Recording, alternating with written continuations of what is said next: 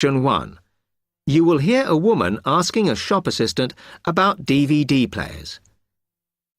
You now have 30 seconds to read questions 1 to 4.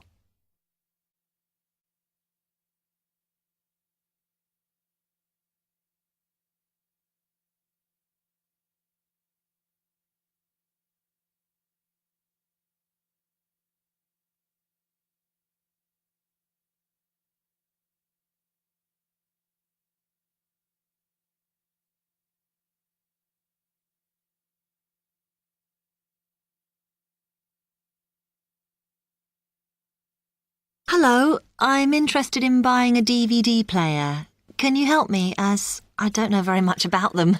Of course. We sell quite a range. Actually, we're doing a customer survey at the moment, so I wonder if I could fill in this form about you, and that will actually help me to advise you on the best DVD player for you. Oh, okay. First of all, your occupation. Student. Okay. Then, have you already got a DVD player? No, I've never had one before. Uh-huh. And how much do you think you want to spend on a player? I'm not sure, really, but I have got a budget. My friend said I should allow about £100, but I can't afford over £85, so that's what I'm working on. Mm-hmm. And do you watch DVDs very often? Depends what you mean by often. I don't know what the norm is. Is it about 2 a week? I suppose I watch 3 a month. That's enough for me. Yes. What sort of films do you like watching then? Action movies? Not really. Oh. My boyfriend always insists we watch science fiction movies, but I prefer thrillers. Something to get your teeth into. Okay, just one more. Do you watch other DVDs? Ones that are not films, like music or something? Not much, because I don't want to spend the money on something I can watch on TV, but I occasionally rent out comedy programs, and I fight with my boyfriend over all the sports DVDs he watches. You now have 30 seconds to read questions 5 to 10.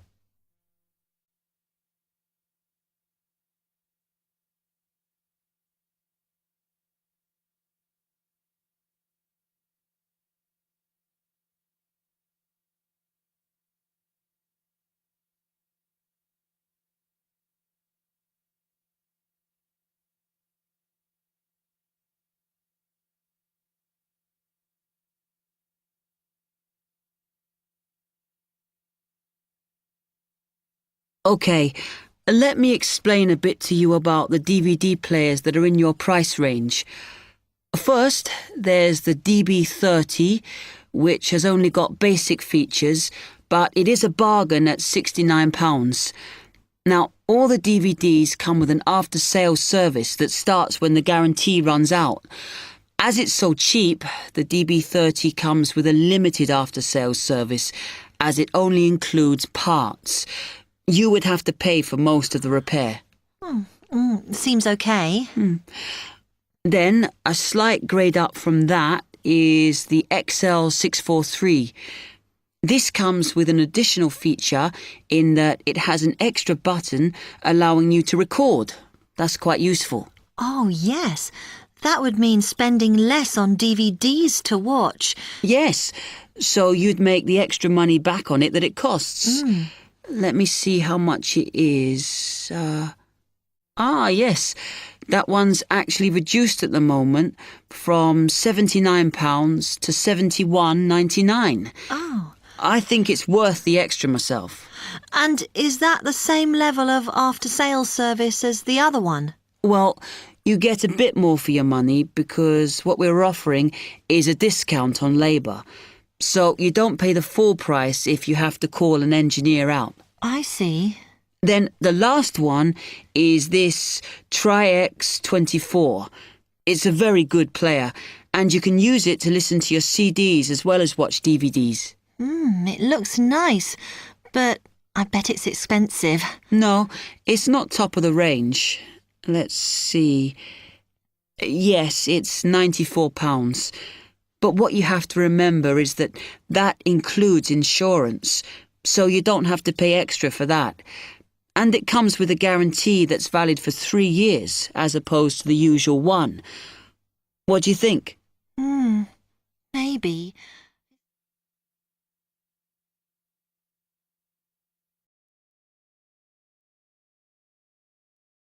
Test 4, Section 2. You will hear a salesman giving information to house owners about an alarm system. You now have 45 seconds to read questions 11 to 20.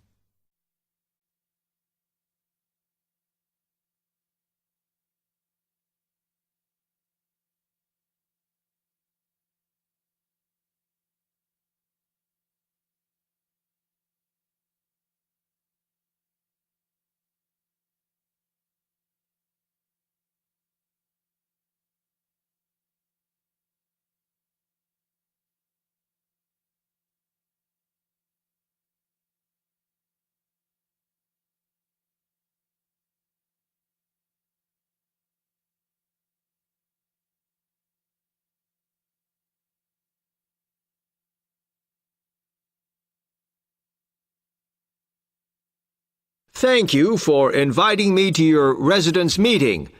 My name is Martin Pugh from Safe Cell Alarms.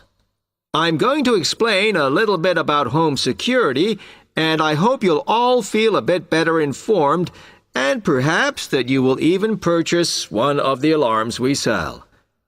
It is all too easy these days for people to break into our homes. Did you know that 25% of all burglaries are committed by burglars breaking and entering via the back door? Even though it is locked, it is still relatively easy for someone to gain entry. And there are parts of our house that we think are not vulnerable because they look inaccessible. But they're not. So, if you're trying to protect your home, you should make sure the top floor is covered by that protection, not just the ground floor.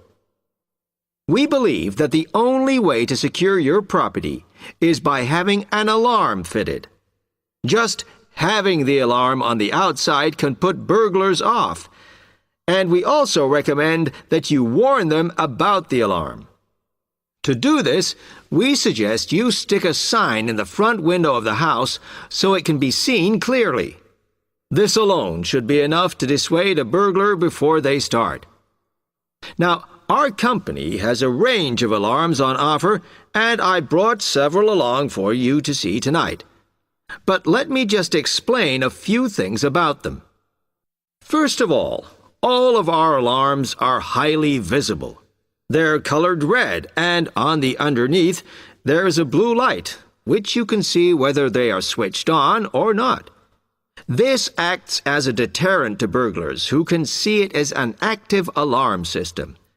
Like most systems, our alarms are very sensitive, so you do need to look after them. You may be surprised to hear that a cat can often slink around unnoticed under the infrared beams, but a spider crawling across them will set them off. Also, our system is a little different from some.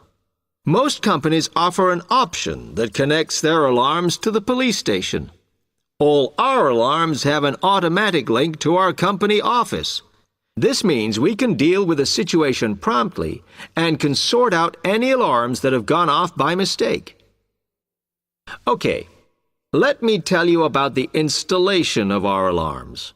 Later on, I'll show you some house plans and diagrams of how the alarms operate, but you don't have to worry about them being intrusive, as we normally put them in hallways rather than individual rooms.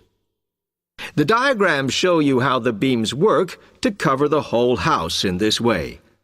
Oh, one small thing while I remember is don't leave your security code in your house. A lot of people keep it in the kitchen or their study, but we suggest you leave it with a neighbor so that if there is a break-in, the burglars can't switch the system off. Now, regarding the practical aspects of installation, I know that many of you are out all day, and I'm afraid we don't install the alarms at weekends.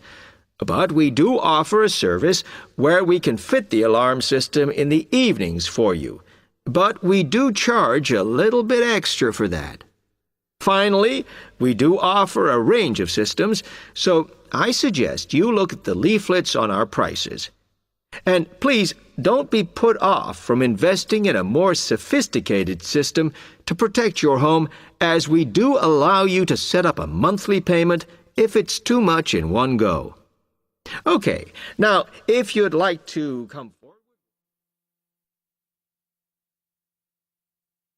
Test 4, Section 3. You will hear a student, Alex, asking his tutor for advice about essay writing.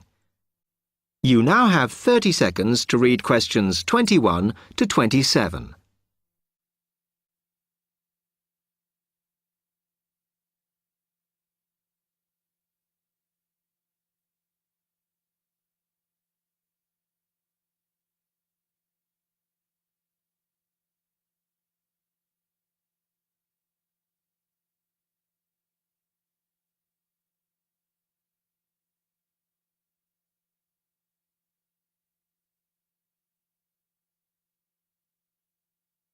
Hi, Alex. Come in.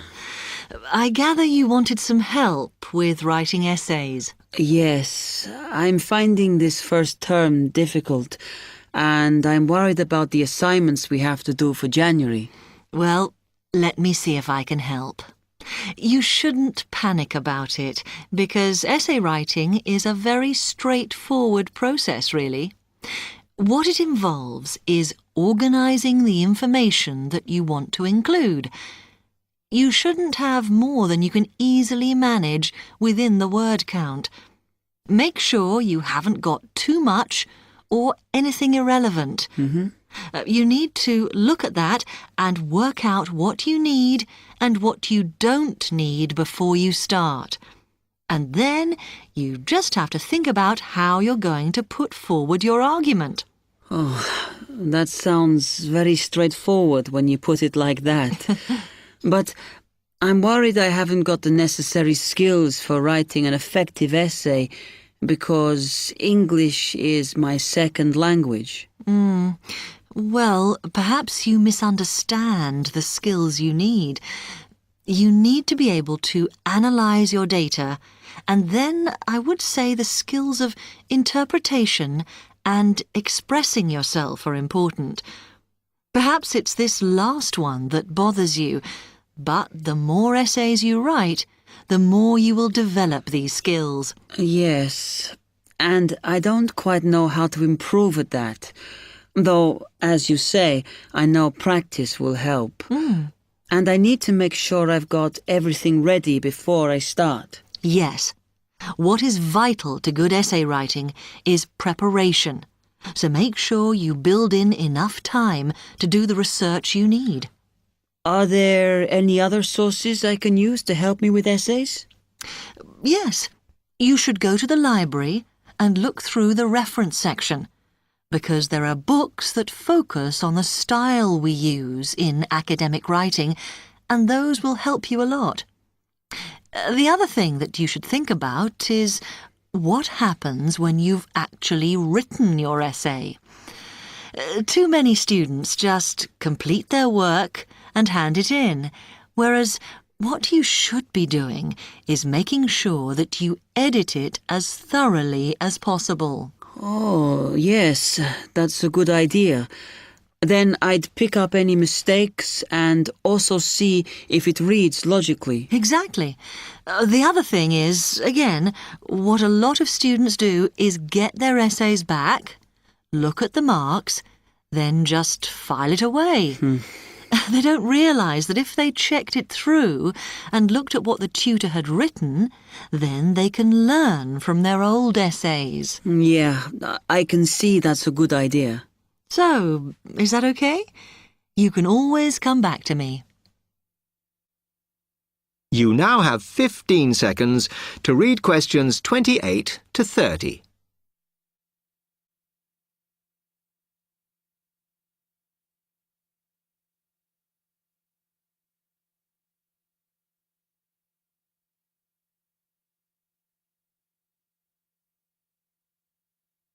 Actually, there were a couple of other things I wanted to ask you about essay writing. I had a few thoughts of my own about what I should do, such as really taking good notes when I'm reading, because that helps, doesn't it? I think it improves your knowledge rather than your actual writing. But one tip I can give you is to try and not read too much. Otherwise, you end up including irrelevant material in your essay. Remember to stay on task. Yes. Sometimes I have problems interpreting the questions correctly, or the whole question seems overwhelming to me. What I try to do is highlight the key parts and divide it into smaller chunks so I can manage it. Well, you might find it useful to break it down even further by making sure you understand all the words perfectly before you start. Things like assess or comment and such like. Yes, I see. Sometimes, after an objective analysis, the question actually asks you for a subjective opinion. But you must remember to support your arguments if that's the case. One final comment I can make is about using your own words. You must try to do this as far as possible. You're expected to summarise what you've read, not just string together a list of quotations. In fact, you shouldn't have too many. Just use them where it's really important. Okay, thanks. Do you read other students' essays when you've finished? No. Why? Is that a good idea? Well, you can confuse each other, so I'd advise against it. But it's up to you. Okay. Thanks very much for your time.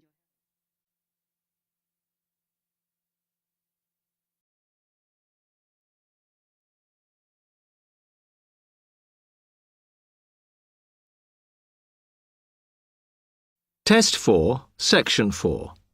You will hear a tutor giving some business students instructions about a finance project. You now have 30 seconds to read questions 31 to 36.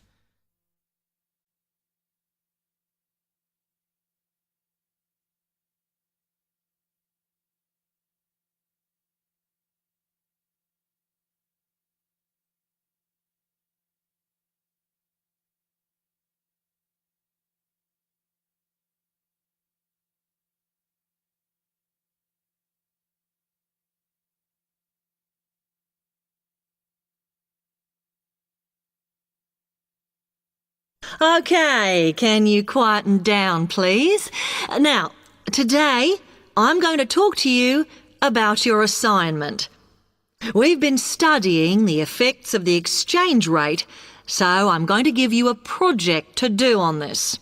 Right, can you make some notes while I'm talking? The first thing that I'd like you to do in order to prepare this is to select where you're interested in. I mean, which country, and therefore which currency you're going to be operating in. OK, now the purpose of the project is to make money, and I'm hoping some of you will make a significant amount.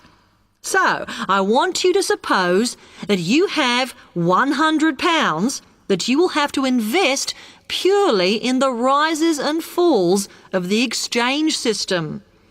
In other words, you'll be trying to predict rates. This is a project that you'll be doing together, but before you work together, you'll have to go off and research what you need to know about the economy of that country and how well it's doing or is expected to do in the near future. You could all make up a little information sheet with your notes on, clearly legible, because then I want you to get together, we can do that next week, and to go round and read about each other's countries. When you see how well or badly each country is doing, I want you to decide what your exchange rate is going to be against all the other currencies. After that is all sorted, what you're going to do is go around the other students and attempt to sell your money to the others. Remember, this will depend on the success of your country's economy and the rate you fixed for your currency. Now, you're not allowed to just swap currencies with each other, but you may wish to buy from the other countries. But you must do a proper transaction. All the way through this, you must keep your accounts properly for each transaction. I'll give you 1 week to do this, and then we will set a time for the deals to finish, a bit like the stock exchange. And at that point, I will ask you to calculate how much you have made. Is that clear? You now have 30 seconds to read questions 37 to 40.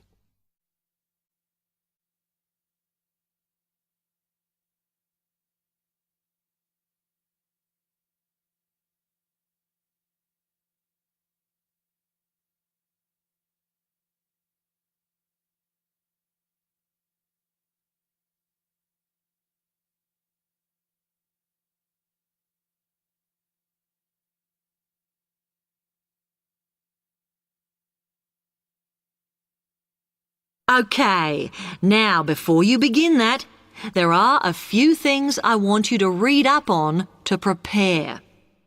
You need to look at the economies of the UK's main trading partners. I don't mean all of them, because that would be over 80, but just the 29 principal ones. There are summaries in the last 3 books on the book list I've given you. And so that you can practice applying the criteria on assessment I gave you, I'd then like you to focus just on one sector across all the countries. The most common one across every country is farming. But as much agricultural produce is for domestic consumption, I'd like you to look at manufacturing.